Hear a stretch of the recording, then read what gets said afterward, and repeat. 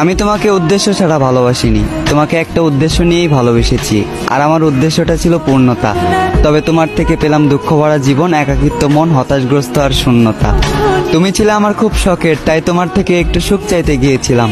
আফসোস তোমাকে ছাড়াই যতটুকু সুখে ছিলাম, আজ সেই সুখটাও হারালাম।